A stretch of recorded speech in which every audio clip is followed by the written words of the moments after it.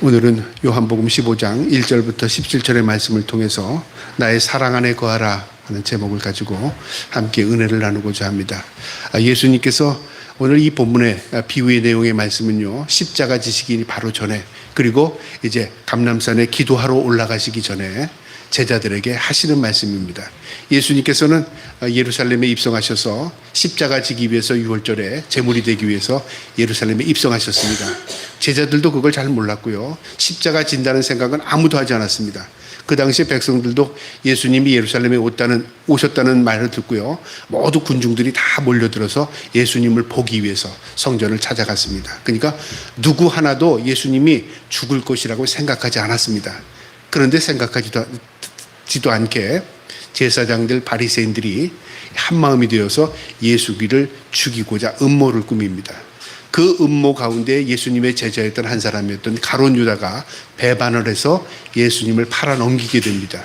그리고 예수님께서는 이제 기도하러 가신 그 장소에서 병정들에게 붙들려서 이제 고초를 당하시고 십자가 지는 그런 고난의 십자가를 지게 됩니다. 그 직전의 내용입니다.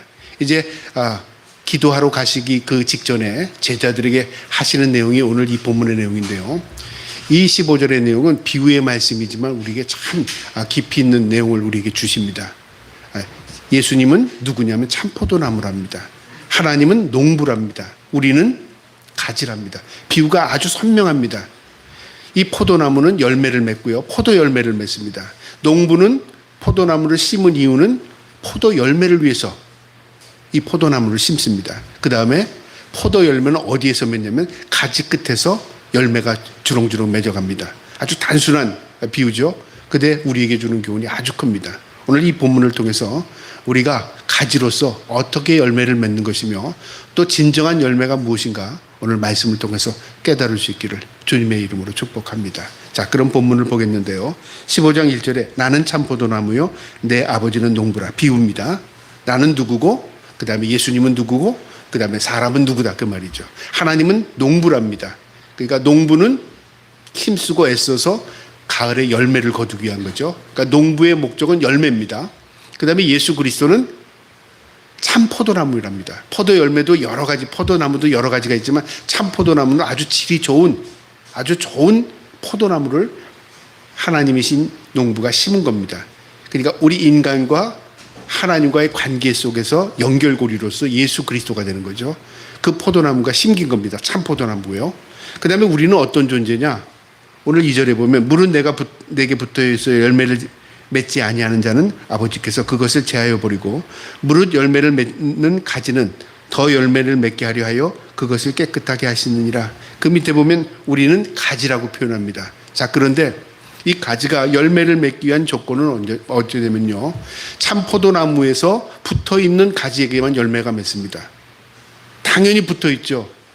또 접붙임이라는 게 있는데 다른 가지를 떼어다가 그 참 포도나무에 접붙이면 거기 그 가지가 어떤 존재이든 열매는 참 포도 열매를 맺습니다.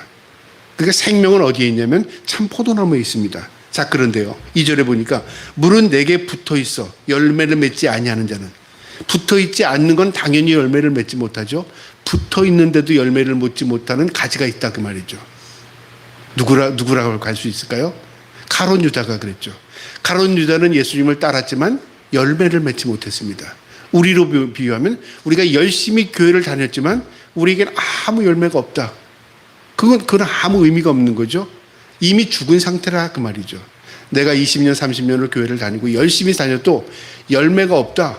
그거는 죽어있는 상태입니다. 그런 사람이 과연 있을까요? 그럼 한번 생각해 보세요. 내가 예수를 믿는다고 따랐고 그리고 하나님을 믿는다고 열심히 그동안 생활을 했는데 내게는 아무 열매가 없었어요. 그럼 그거는 무엇을 의미합니까? 죽은 거죠. 가지에 그냥 예수님에게 붙어있지 않는 겁니다. 그렇죠? 당연한 거죠. 자, 그런데 더 중요한 겁니다. 열매가 뭐냐, 그 말이죠. 우리는 항상 열매를 생각할 때 어떤 생각을 결과물로 생각하죠. 결과물. 맞습니다. 결과물입니다. 근데 이 결과물을 여러분, 열매라는 결과물을 어떻게 의식하냐면 내 관점에서 이해하고 해석하려고 할 때가 많아요. 어떤 사람은 이 결과물인 열매가 내가 부자가 되는 거다, 그거를 초점을 맞추고 내가 예수 이렇게 믿었는데 내가 이렇게 가난하게 살아? 이렇게 생각하면서 열매가 없다고 착각하는 겁니다. 또 어떤 사람은요, 내가 기도를 열심히 했는데 나는 기도가 안 이루어졌네. 저 사람은 기도 안 했는데도 높은 지위와 권력을 가졌네. 착각하는 거죠. 그러니까 어떤 내 세상에서의 성공을 추구하는 사람들에게 열매는 내가 성공하지 못했고 인정받지 못하면 열매가 없다고 착각하는 겁니다. 우리가 그런 착각을 가질 때가 참 많아요. 저 사람은 열매가 많은데, 저 사람 안 믿어도 열매가 많은데 왜 나는 이렇게 기도하고 신앙생활 해도 열매가 없다, 라고 생각합니다. 그건 뭐냐면 열매를 잘못 이해해서 그렇습니다. 성경이 말하는 열매는 어떤 열매일까요? 성경이 말하는 열매가 있습니다. 성경에서 말하는 열매는요, 회개가 열매입니다. 우리는 회개가 열매라고 안 이걸 생각해요. 회개는 그냥 내가 자의적으로 회개하면 되는 거라고 생각하죠? 아닙니다. 회개가 은총에 속합니다.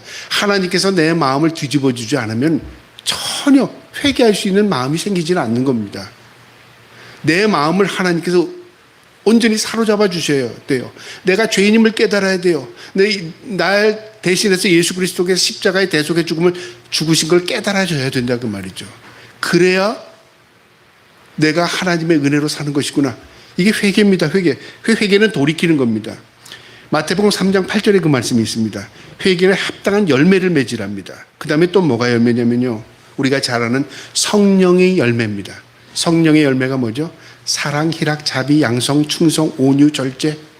성령님이 우리와 함께 하시면 내가 맺는 게 아니라 성령님을 통해서 내가 열매를 맺어요. 사랑의 열매를 맺어요. 희락, 즐거움의 열매를 맺어요. 화평의 열매를 맺어요. 오래 참을 수 있는 열매를 맺어요. 온유한 열매를 맺어요. 이런 열매들이 다 성령이 내 안에서 나를 통해서 맺게 하시는 열매입니다. 근데 우리는 그게 무슨 열매야? 그래서 성령의 열매를 가만 보면요, 내가 성령의 열매를 맺으면 내 주위의 사람들이 다 좋아요. 그렇죠? 내가 그 사람들을 미워하지도 않고 사랑하고 섬기고 참고 인내하고 견디고 하니까, 내가 예수를 믿어서 성령의 열매를 맺으니까 내 주위에 안 믿는 사람들이, 야, 너는 그렇게 사냐? 착하다. 그리고 너 온유하다. 너는 어떻게 그렇게 견디냐? 그런 말을 할 수 있다 그 말이죠. 이 열매입니다. 성령이 우리에게 주신 열매, 성령의 열매입니다. 그 갈라디아서 5장 22절에 있고요. 그 다음에 부활의 열매가 있습니다. 고린도전서 15장 23절에 있는데, 부활의 열매. 예수 그리스도께서 죽으신 이후에 부활하셨습니다. 부활의 첫 열매가 되셨죠. 그 다음에 우리는 죽으면 부활합니까? 안 합니까? 부활합니다. 그 부활이 우리가 열매입니다. 하나님 앞에 우리가 서게 되는 열매입니다. 부활의 열매가 있어요. 그 다음에 또 어떤 열매가 있냐면요, 썩지 않는 열매가 있습니다. 고린도전서 15장 54절 55절에 있는데요. 이게 무슨 썩지 않는 열매가 뭘까요? 썩지 않는다, 영원하다 그 말이죠. 구원의 열매입니다. 영원히 우리가 천국에 가면 그곳에서 어느 시한부로 살다가 죽는 게 아닙니다. 영원한 삶을 사는 거죠. 우리가 이 땅에서는 100년을 살든 150년을 살든 시한부입니다. 정해진 기간 동안만 사는 인생입니다. 그걸 우리가 인식해야 돼요. 썩지 않는 열매, 구원의 열매죠. 그 다음에 이사야서에 있는 열매가 있어요. 이사야서 3장 10절에 있는데 행위의 열매가 있답니다. 행위. 내가 어떤 것을 심었느냐에 따라서 결과가 거둬지는 거죠. 내가 선한 삶을 살고 선한 걸 심었어요. 결과가 어떤 게 나올까요? 선이 나오죠. 선한 것은 선이 나와요. 내가 악한 것을 심었어요. 결과는 어떻습니까? 악한 열매를 맺죠. 행위의 열매입니다. 어떤 사람은 악한 것을 심고 선을 거두려고 해요. 선이 나올 수가 없습니다. 어떤 사람은 선한 것을 심고 악을 거두려고 하지 않지만 선한 것을 심으면 반드시 결과는 선한 결과가 맺어진다 그 말이죠. 이게 행위의 열매입니다. 이것들이 열매입니다. 우리가 생각하는 열매가 나오지 않죠.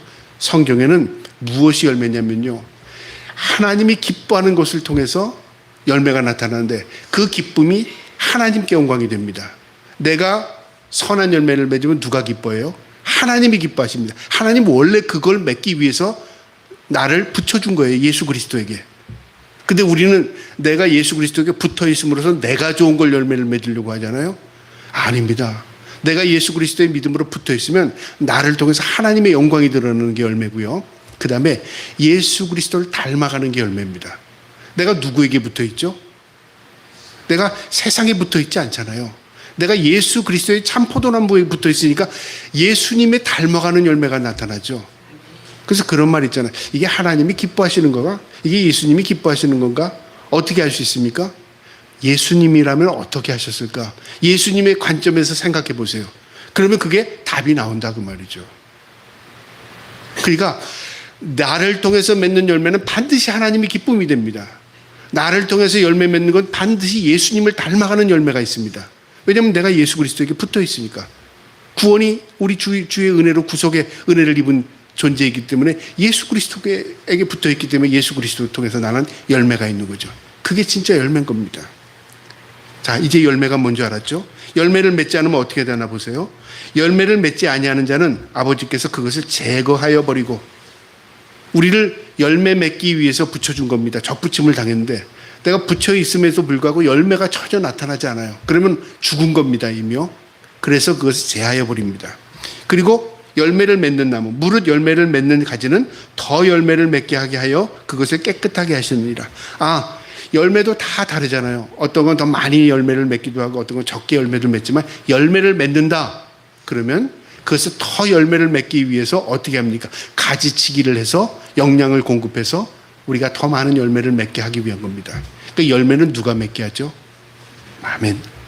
열매는 내가 맺는 게 아닙니다. 그런데 우리는 내가 열매를 맺어서 하나님께 드린다고 착각을 하는 겁니다. 열매는 하나님이 열매를 맺게 하십니다. 가지치기도 하고 공급해 영양을 공급하기도 합니다. 그리고 우리는 뭘 하는 거죠? 예수 그리스도에게 붙어 있는 거예요. 근데 그 붙어 있다는 게 뭡니까? 예수 그리스도에게 우리가 공급을 받는 겁니다. 그럼 예수 그리스도의 공급을 받는 게 뭘까요? 영양을 공급받죠. 그 영양이 뭐죠? 말씀입니다.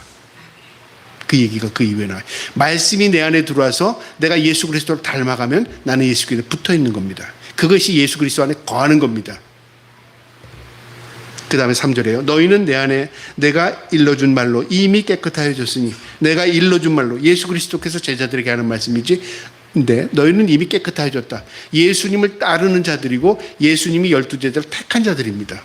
이미 그들은 구별된 자들입니다. 우리는 어떻습니까? 우리는 만세전에 하나님께서 우리를 택하셨습니다. 우리를 구별했습니다. 우리는 깨끗한 자들입니다. 그런데 세상 가운데서 우리가 악에 물들어가기도 하고 우리가 악에 전염되기도 하고 또 악에 휩싸이기도 합니다. 그래서 우리가 거룩한 자로 살려면 항상 악의 존재를 인식하고 우리가 거룩한 모습으로 살아가려고 힘써야 됩니다. 우리를 거룩해 하는 게 뭐죠? 말씀입니다. 자, 그 다음 보세요. 4절입니다. 내 안에 거하라. 예수 그리스도 안에 거하랍니다. 나도 너희 안에 거하리라. 가지가 포도에 붙어있지 아니하면 스스로 열매를 맺을 수 없음이니. 스스로는 절대 열매를 맺지 못합니다. 우리는 착각하는 게 내가 어떻게 힘써서 열매를 맺어서 하나님께 드리려고 그런 열심을 갖는데요. 그건 착각에 불과합니다. 우린 열매를 맺을 수 없습니다. 우리는 할 수 있는 게 뭐죠? 예수 그리스도에게 붙어 있는 겁니다. 붙어 있는 게 뭐라고요? 말씀 안에서 사는 겁니다. 그러니까 과정입니다. 진행형입니다. 내가 말씀으로 붙어 있고 말씀을 힘쓰고 말씀대로 살려고 하면 열매는 하나님이 우리를 통해서 나타나게 하시는 겁니다. 너희도 내 안에 거하지 아니하면 그러하리라.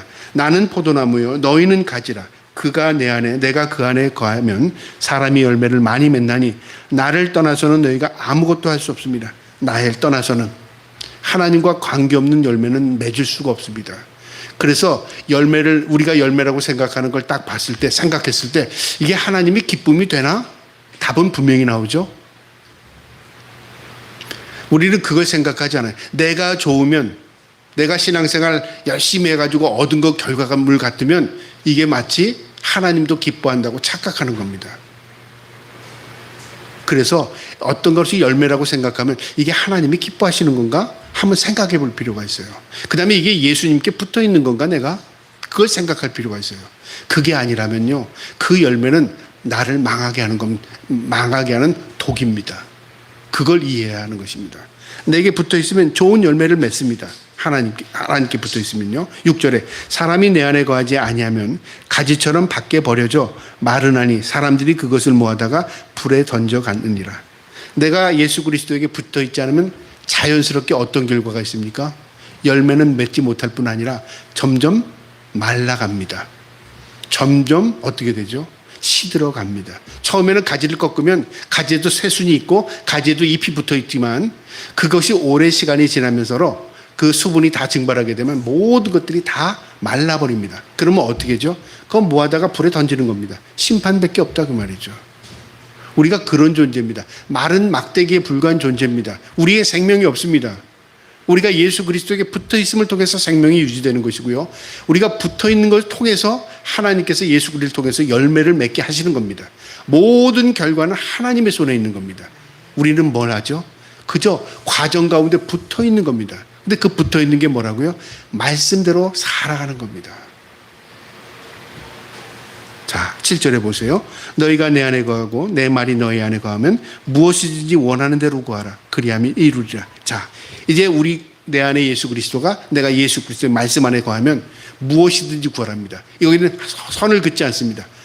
어떤 것을 구하든지 그것에 대한 응답이 있다. 그러면 내가 예수 잘 믿어서 기도하는 거 하나님 다 주시나 보다. 그 말이 아니라요. 내가 예수 그리스도 안에 있고 하나님을 더 의식하고 살고 하나님 말씀 예수 그리스도께서 하신 말씀 성경의 말씀이 내 안에 있어 늘 그 말씀대로 실천하며 살면 내가 무엇을 구하며 살겠습니까? 내 욕심을 추구하며 내 욕심을 구하며 살겠습니까? 그렇지 않아요. 내가 하나님께 기도하는 것들이 다 하나님의 영광이 되는 것을 기도해요. 그래서 우리가 기도하는 것 가운데요, 우리가 잘 이해해 보면 내가 무엇을 기도하고 있지? 우리는 주로 무엇을 기도합니까? 내 중심에서 내가 필요한 것을 구해요. 예를 들면 하나님 나 건강하게 해주세요. 하나님 내가 오래 살게 해주세요. 뭐 그런 기도를 안 할지라도 하나님 내가 부자가 되게 해주세요. 하나님 내가 앞길이 형통하게 해주세요. 다 모든 게 나와 결부해서 내가 좋은 걸 다 구하잖아요. 그게 틀렸다 맞다를 떠나서요. 그 기도의 분량을 보면 하나님의 중심의 기도라기보다는 내가 잘 되는 것을 추구한다 그 말이죠. 그러니까 분량은 뭐죠? 영광보다는 먼저 내 영광을 추구하면서 하나님을 내 기도에 끌어들인다 그 말이죠. 그것을 잘 이해하다 보면 우리 기도가 점점 달라집니다. 하나님 내 영광이 아니라 하나님의 영광을 나타나게 해주세요. 내 욕심을 버리게 하시고 하나님의 기쁨이 되게 해주세요. 이렇게 하나님이 기뻐하는 것들을 추구하며 살게 된다 그 말이죠. 우리가 그 변화가 없다면요, 그냥 어린아이의 신앙에서 멈춰져 버립니다. 어린아이들은 다 자기 중심이잖아요. 먹고 싶은 거 떼쓰고 달라고 하고 하면 내가 갖고 싶은 거 가지면 좋고 그러잖아요. 성숙하면서 어떻게 됩니까? 부모의 마음을 읽게 되고 부모의 눈치를 보게 되고 그 다음에 나중에 성장하면 부모의 기쁨이 되려고 힘쓰는 것처럼 우리도 하나님과 우리의 관계가 그렇다 그 말입니다. 그래서 내 안에 네가 내 안에 내가 네 안에 있으면 구하면 하나님 이루신답니다. 8절에 너희가 열매를 많이 맺으면 내 아버지께서 영광을 받을 것이요 너희가 내 제자가 되리라. 내가 열매를 맺으면 누가 기뻐하시다고요? 하나님의 영광이 됩니다. 하나님의 영광을 위해서 기도하잖아요.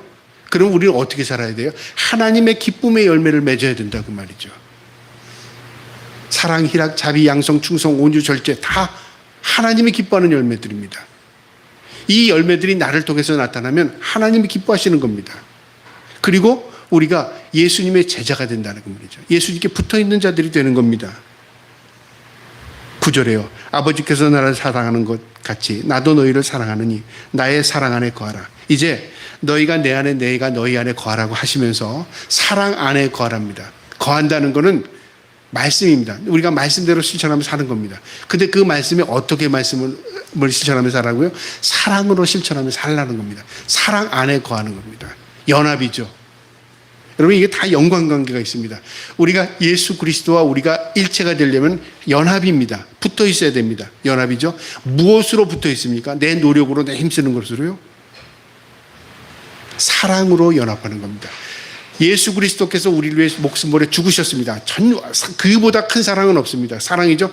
전적인 사랑이었습니다. 이걸 한 비유로 말하면 진액이 우리에게 확 임한 겁니다. 그 진액을 우리가 받아들이면 내 마른 막대기 같은 이 생명 없는 막대기가 그 진액을 흡수함을 통해서 내게도 생명이 공급됩니다. 나도 그 생명을 공급을 어떻게 해야 됩니까? 이제 또 그것을 내뿜어야 되죠. 그러면 어떻게 될까요? 나를 통해서 열매가 맺어지는 겁니다. 사랑입니다. 거한다. 내가 예수 그리스도를 믿는다. 사랑입니다. 그래서 예수 그리스도께서 우리를 위해서 보여주신 그 사랑의 결정체가 십자가였습니다. 기독교가 사랑의 종교라고 말하는 이유는 뭐냐면요, 사랑에 실천하는 종교라 그 말입니다. 우리가 말하는 이 사랑도 좀 깊이가 있는데요, 우리 사랑이라고 하는 감정에 이끌리는 거 생각. 내가 배부른데 배고픈 사람이 있어요. 마음이 이끌리죠. 감정적입니다. 나는 배고픈데 저 사람은 배가 고프구나. 그래서 준다, 사랑을 베풀었다. 물론 사랑일 수 있지만 그런 단순한 사랑이 아닙니다. 비교에서 나오는 사랑, 감정에서 나오는 사랑이 아닙니다. 성경이 말하는 사랑은 하나님을 닮아가는 사랑인데요, 희생적인 사랑입니다. 내가 희생을 해야 상대방에게서 공급이 되는 겁니다. 희생 없는 공급은 공급이 되지 않아요. 그래서 하나님께서 그 희생을 우리에게 보여준 것이 뭐냐면 가정이라는 제도입니다. 여러분, 아이를 낳으면은 아이가 부모의 희생 없이 아이가 나지나요? 그 아이를 낳을 때 되면 엄마들이요, 해숙해지거나 몸에 큰 변화를 일으킵니다. 마음의 변화도 일어나고 육체적인 변화도 일어나고 몸의 변화도 일어나고 변화가 일어납니다. 빼앗아가는 겁니다. 새로운 생명체를 통해서요. 그 다음에 어떻게 그 생명체를 길러내기 위해서는 또 아빠가 어떻게 합니까? 힘씁니다. 그러니까 결혼해서 아이가 나는 순간에 부모 둘이서 완전히 희생을 통해서 아이가 성장해 가는 겁니다. 오늘날 그래서 아이 낳지 않는 사람들이 얼마나 많아요?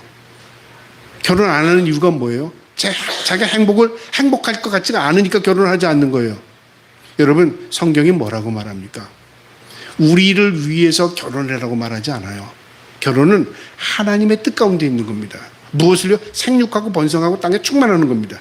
그걸 통해서 예수 그리스도의 복음이 전파되는 겁니다. 1차적으로 가정을 통해서. 어쨌든 이처럼 내 안에 거하고 내가 너희 안에 거하면 열매를 맺죠. 하나님의 영광을 받으시죠. 우리는 하나님의 예수 그리스도의 제자처럼 살아가는 겁니다. 그래서 단순하지만요, 붙어있다는 것은 말씀대로 실천하면서 사는 겁니다. 아버지께서 나를 사랑하는 것 같이 나도 너를 사랑하니 나의 사랑 안에 거하라.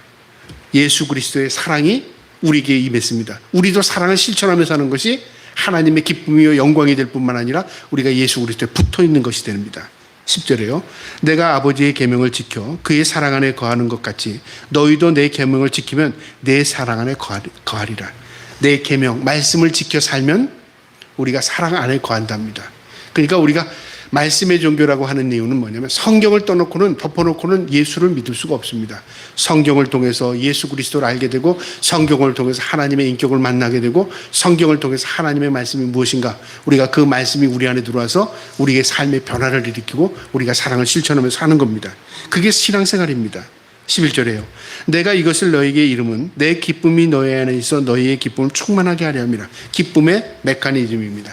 내 기쁨이 누구의 기쁨입니까? 예수 그리스도의 기쁨이죠. 내 기쁨이 너희 안에 있어. 내 기쁨이 너희 안에 있다는 건 뭐냐면 우리 주님의 사랑과 희생을 통해서 그들을 구원한다는 기쁨이 예수 그리스도에게 있어요. 우리는 그 사랑 가운데 구원받았다는 기쁨이 있죠.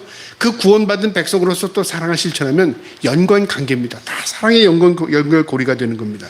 너희의 기쁨을 충만하게 하려 함입니다. 여러분, 기쁨은 우리는 외적으로 기쁨을 추구하는 것들이 참 많아요. 무엇을 사서 기쁘고요, 무엇을 먹어서 기쁘고요, 무엇을 가지고 누려서 기쁜다고 생각합니다. 근데 그 기쁨은 한시적인 기쁨입니다. 세상에 어느 것도 내가 그것을 추구해서 영원한 기쁨을 가질 수 있는 것은 아무것도 없습니다. 그렇죠? 그래서 사람들이 말하잖아요. 일주일이 기쁘려면 목욕을 해라. 한 달이 기뻐하면 차를 사면 한 달이 기뻐하고 집을 사면 1년이 기뻐하고 결혼하면 몇 개월이 기뻐하고 그런 얘기들이 있어요. 그 기쁨이라는 게 한시적인 겁니다. 그 유효기간이 아니지만 유효기간 어느 정도의 기간이 지나면 그것도 기쁨을 소멸해 가는 겁니다. 근데 내 기쁨 너에 충만하게 하라. 영원한 기쁨을 가질 수 있는 게 뭘까요? 우리가 하나님 앞에 구원받았다는 그 기쁨이 놀라운 겁니다. 그래서 왠지 그것이 떠오를 때마다 눈물이 쏟아지고요. 그 기쁨이 그 어떤 기쁨과도 비교할 수 없고 바꿀 수 없는 겁니다. 우리는 그 기쁨을 가진 사람들입니다. 기쁨을 충만하게 하려 한답니다. 12절에요. 내 계명을 곧 내가 너희를 사랑하는 것 같이 너희도 서로 사랑하라 하는 이것이니라. 내가 너희를 사랑한 것처럼 너희도 서로 사랑하며 살아라 그 말이죠. 그래서 사랑이요, 이게 다르게 보이더라고요. 처음에는 내가 저 사람이 날 사랑하나?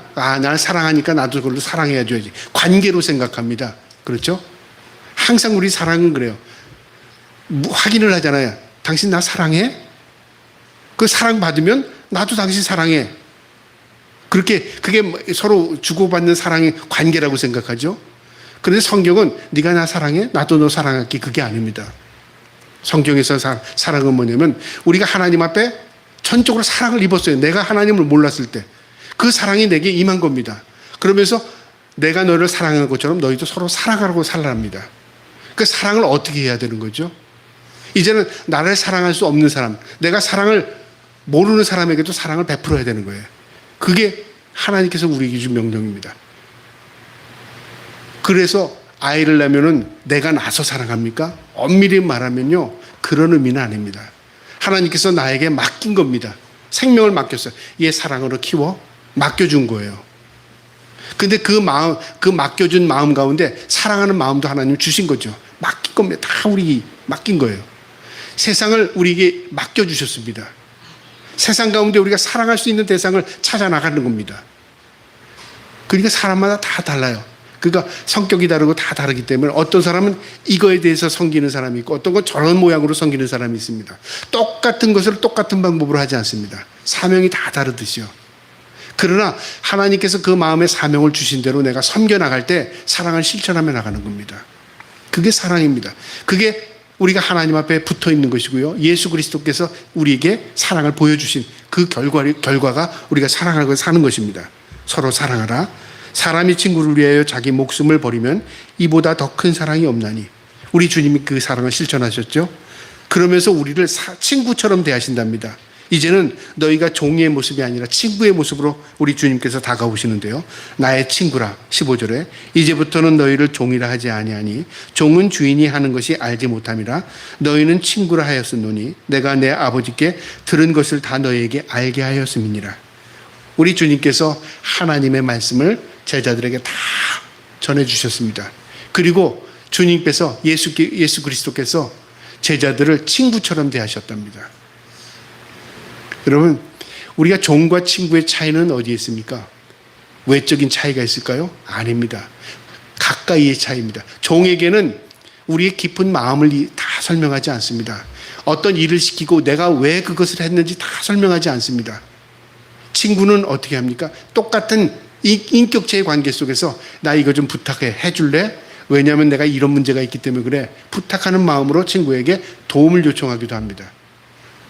우리 하나님이신 예수님께서 우리에게 친구가 되어주셨답니다. 이 놀라운 사실입니다. 놀라운 사실. 그러니까 주님께서 우리를 택하셔서 구원의 백성을 삼으시고 우리를 친구처럼 대해주세요. 인격적인 거죠. 인격적인 거.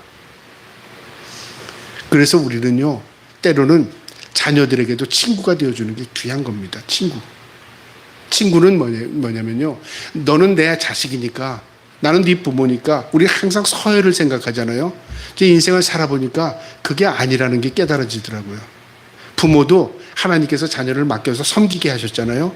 그 다음에 친구가 되어주는 겁니다. 왜 친구가 되어줘요? 우리 주님이 우리를 위해서 친구가 되어주셨는데요. 하나님이신 예수님께서 우리에게 친구가 되어주셨어요. 우리는 자녀들에게 어떻게 돼? 마땅하죠. 하나님께서 맡겨주셨으니까 내 희생을 통해서 키워내야 되고, 그 다음에 어떻게 해요? 친구가 되어주는 겁니다. 우리 그런 교육을 잘 못 받은 것 같아요. 또 부모로서 친구를 잘 대해주지 못한 것 같아요. 여러분, 성경은 그것을 우리에게 가르칩니다. 우리 주님께서 제자들을 친구를 한답니다. 종이 아니라 친구처럼 대해주신답니다. 16절에 너희가 나를 택한 것이 아니오 내가 너희를 택하여 세웠나니 이는 너희로 가서 열매를 맺게 하고 또 너희 열매가 항상 있게 하여 내 이름으로 아버지께 무엇을 구하든지 다 받게 하려 합니다. 우리 주님께서 제자들을 친구처럼 대해주셨고요. 그 다음에 택한 것은 너희가 나를 선택한 것이 아니라 내가 너희를 택했다는 겁니다. 우리가 하나님을 찾아서 우리가 하나님을 택한 것이 아니라 하나님 만세 전에 우리가 하나님을 알지도 못했을 때 우리를 택하신 겁니다. 왜 우리를 택했어요? 우리를 통해서 하나님이 기뻐하는 열매를 맺기 위해서, 마른 막대기 같은 우리를 택하셔서 접붙여서 우리를 통해서 참 포도나무를 열매를 맺게 하기 위해서, 그리고 어떻게 하려고요? 하나님이 그걸 통해서 기뻐하려고요. 그러니까 하나님의 기쁨은요, 세상에 어떤 것을 가져도 기쁨이 그거 안에 없습니다. 무엇만이 기쁨이 될 수 있죠? 우리가 하나님의 기쁨이 될 때 하나님 기쁨이 되는 거예요. 우리가 배제한 기쁨은 하나님 기쁨이 되지 않아요. 내가 하나님의 기쁨의 도구가 되어야 되는 거죠. 그래서 우리 주님께서 우리를 구원하신 겁니다. 그리고 우리를 접붙여서 우리를 통해서 열매 맺게 하신 겁니다. 내 이름으로 아버지께 무엇을 구하든 다 받게 하려 함이라. 이제 관계입니다. 주님과 우리가 접붙임을 받았기 때문에 우리가 구원받은 백성으로서 하나님의 자녀로서 구하면 하나님이 들어주시는 거죠. 그러니까 아무나 하나님께 기도한다고 응답받는 게 아닙니다. 어떤 사람이 응답을 받죠? 하나님과의 관계 속에서요. 그 열매는 뭔데요? 응답은 하나님의 기쁨이 되는 겁니다. 17절에요. 내가 이것을 너희에게 명함은 너희로 서로 사랑하게 하려 함이라. 명령이랍니다. 이 계명, 말씀을 지키며 사랑하며 사는 것은 하나님의 명령입니다. 부탁이 아닙니다. 왜 그 명령을 하셨죠? 서로 사랑하게 하기 위해서요. 그것이 하나님의 기쁨이요 사랑이기 때문에 그렇습니다. 오늘 이 말씀에서 우리에게 주는 교훈이 있는데요. 예수 그리스도의 연합된 삶은 어떻게 해야 이루어지는가? 우리가 어떻게 해야 하나님 앞에 기쁜 열매를 맺을 수 있는가? 이것은 연합입니다. 연합. 붙어 있어야 된다. 다른 방법이 없습니다. 붙어 있습니다. 하나님께 거하랍니다. 거하려면 어떻게 거해야 되죠? 말씀 가운데 거해야 합니다. 말씀은 무엇을 말하고 있습니까? 모든 것이 사랑의 법 안에 있습니다. 그 말씀을 통해서 우리에게 사랑이 무엇인가를 가르쳐 주는 겁니다. 여러분, 우리가 하나님 안에서 믿음으로 살아가는 사람들, 하나님 말씀 안에서 늘 사랑하며 살기를 주님의 이름으로 축복합니다. 우리 스스로는 어떤 노력이나 방법으로도 구원받을 수 없습니다. 오직 열매, 오직 구원은 예수 그리스도 안에 있습니다. 그 다음에 오늘 이 말씀에서 주는 교훈은요, 하나님의 말씀과 고난을 통해 거룩해지는 삶을 의미합니다. 여러분, 우리에게 열매를 맺기 위해서 가지 친다죠? 열매를 맺지 못하는 가지는 버린답니다. 이미 죽었기 때문에. 우리가 열매 맺기 위해서 하나님께서 우리가 노력하는 게 아니라 하나님이 우리를 위해서 열매를 맺기 위해서 힘써주죠. 우리가 쓸데없는 열매를 맺을 때는 어떻게 합니까? 그 가지를 쳐줘요. 우리가 그때는 고통스럽죠. 내가 너무 세상에 물질을 추구하며 살아요. 근데 그건 가만 보니까 그거 죽어요. 망해요. 그럼 어떻게 될까요? 하나님 물질을 치십니다. 내가 너무 건강하니까 이게 믿음이 자라질 않아요. 그러니까 어떻게 될까요? 그 건강을 통해서 하나님만을 전적으로 의지하게 만들죠. 내가 세상에 뭔가 자랑할 만한 능력이 많아요. 그 능력으로 하나님 의지하는 것이 내게 없어요. 그러면 어떻게 할까요? 그 능력이 점점 쇠해집니다. 이 땅에 있는 모든 능력은 영원한 거 없습니다. 왜 영원한 것이 없는지 아세요? 우리가 어떤 능력을 영원히 가지고 있으면요, 결국 그 능력 때문에 하나님을 온전히 믿지 못하기 때문에요. 우리가 믿을 만큼 능력을 주시고요, 그 능력이 우리에게 교만해질 때 하나님께서 그 능력을 거둬가십니다. 그래야 우리가 온전한 믿음으로 살 수 있기 때문에 그렇습니다. 고난은 우리에게 유익이 됩니다. 성경 말씀에요, 요한복음 17장 17절 말씀에 그들은 진리로 거룩하게 하옵소서. 아버지의 말씀은 진리입니다. 우리를 거룩하게 해달라고 우리 주님 기도하시죠. 우리가 거룩해지는 건 무엇으로 기도하는 거죠? 어떻게 거룩해지죠? 하나님의 말씀입니다. 말씀 외에는 우리가 거룩해지는 방법이 없습니다. 그래서 말씀을 필사하고 말씀을 읽고 말씀 가운데 묵상하고 말씀입니다. 말씀이 우리를 거룩하게 합니다. 저 여러분이 하나님의 말씀 가까이 할 수 있기를 축복합니다. 그 다음에 로마서 10장 17절을 말씀해요. 믿음은 들음에서 나며 들음은 그리스도의 말씀으로 말미암느니라. 믿음은 귀로 듣는답니다. 근데 뭐를 들어요? 말씀을 들으니까 믿음이 생기는 거죠. 그러니까 귀로 듣고 그다음 말씀을 쓰고 말씀을 암송하고 말씀만이 우리에게 생명을 가져다 주는 겁니다. 그리고 올 한 해 이제 어느덧 이제 5월이 다 지나갑니다. 시간이 참 빠른데요. 우리가 어떻게 2026년도 어떻게 우리가 살아왔는가 돌아보면서 남은 또 우리가 기간 동안에 더 말씀으로 새로워질 수 있기를 축복합니다. 그 다음에 오늘 이 말씀에서 주는 교훈은요, 예수 그리스도의 사랑의 열매를 맺어야 한다는 겁니다. 사랑의 열매가 뭐죠? 열매가 세상 것이 아니라 그 말이죠. 열매는 하나님께서 예수 그리스도를 통해서 우리에게 주시는데 그 열매는 회개의 열매, 그 열매는 구원의 열매, 그 열매는 부활의 열매, 그 행위의 열매, 썩어지지 않는 열매, 영생의 열매들입니다. 모두 하나님 하나님이 예수 그리스도 통해서 우리 주시는 것들이 다 열매입니다. 그 열매를 맺어야 하는 것입니다. 예수 그리스도의 십자가의 사랑을 통해서 우리가 구원받은 백성으로서 우리 자신이 열매가 됐어요. 여러분, 우리 자신이 열매입니다. 예수 믿는 게 열매입니다. 열매들이 지금 예수 그리스도의 열매가 여기 다 앉아 있습니다. 하나님은 우리를 보고 기뻐하시는 것이지 우리가 뭘 드려서 기뻐하는 게 아니에요. 우리가 아이를 키우면서 그걸 보게 돼요. 아이가 무엇을 부모에게 잘해서 기뻐합니까? 아닙니다. 있는 자체가 기쁨입니다. 웃어주기만 해도 기쁩니다. 아이가 밥만 먹어도 기뻐요. 애가 걸어가도 기뻐요. 모든 게 다 기쁨입니다. 그건 아이를 키워본 사람만 합니다. 참 신비롭죠? 똑같은 연령에서 똑같이 살아도요, 아이를 키워본 사람과 키워보지 않은 사람의 차이가 뭐냐면요, 아이의 성장 과정을 통해서 기쁨이 뭔가를 알게 되는 거죠. 아, 하나님도 우리를 통해서 그렇게 기뻐하셨구나. 그걸 깨닫게 되는 겁니다. 우리 자체가 하나님 앞에 열매고 기쁨입니다. 요한일서 3장 16절에 보면 이렇게 말씀합니다. 그가 우리를 위하여 목숨을 버리셨으니 우리가 이로써 사랑을 알고 우리도 형제를 위하여 목숨을 버리는 것이 마땅하도다. 주님께서 우리를 위해 십자가 지셨습니다. 우리도 그 사랑을 실천하며 살아야 하는데 그 사랑의 실천이 어떻게 실천을 합니까? 우리가 형제를 위하여 목숨을 버리는 것이 마땅하답니다. 그러니까 우리의 혈육인 형제도 형제지만 우리의 자녀도 또 하나님의 백성들을 사랑하며 섬기는 것, 이게 하나님 앞에 열매가 되고 하나님의 기쁨이 됩니다. 성경에서 말하는 열매는요, 세상적인 성공이나 크기가 아닙니다. 예수 그리스도께서 붙어 있음으로 나타나는 우리를 통한 하나님의 영광입니다. 붙어 있으면 영광을 하나님께서 드러냅니다. 우리가 맺는 크고 작은 열매들, 우리가 잘못된 생각으로 맺어지는 열매는 열매가 아닙니다. 붙어 있는 자체를 통해서 하나님이 열매를 주십니다. 마지막 성경 말씀이요, 요한 1서 4장 7절부터 8절 말씀 우리 한번 볼까요? 4장 7절부터 8절 화면 떴습니까? 한번 읽어보겠습니다. 시작. 사랑하는 자들아, 우리가 서로 사랑하자. 사랑은 하나님께 속하였으니 사랑하는 자마다 하나님께로 나서 하나님을 알고 사랑하지 아니하는 자는 하나님을 알지 못하나니 하나님은 사랑이십니다. 아멘. 하나님의 이름이 사랑입니다. 우리가 하나님을 사랑하지 않고 사랑 모릅니다. 그러나 우리가 하나님의 사랑을 받은 자로서 사랑하면요, 하나님을 알게 됩니다. 왜요? 하나님은 사랑이시기 때문에.